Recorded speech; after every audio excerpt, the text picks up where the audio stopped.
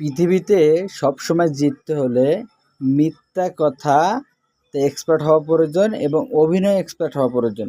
আপনি এই ২টা বিষয়ের জন্য এক্সপার্ট যদি না হতে পারেন বা অভিজ্ঞ যদি না হতে পারেন, তাহলে পৃথিবীতে কারোর কাছে আপনি জয়ী হতে পারবেন না। আপনি যতই ভালো মানুষ হন না কেন, আপনার কথা কেউ বিশ্বাস করবে না। মিথ্যা কথাগুলো খুব সুন্দর করে গুছিয়ে অভিনয় করে বলবেন, আপনার কথা সবাই বিশ্বাস করবে।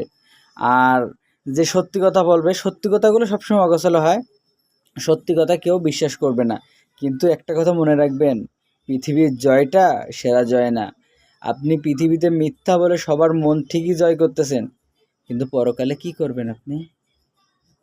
আপনার কি মৃত্যুর ভয় আছে? একটাবার ভাবুন। আমাকে মিথ্যা বলে যে আপনি ফাঁসান না। আমার কোনো আফসোস নেই। আমি আল্লাহর কাছে শুকরিয়া আদায় করি, আমি সত্যর উপরে এখনও টিকে আছি। আর আপনারা মিথ্যা শুনে আমাকে খারাপ বলেন, পরকালে দেখা হবে।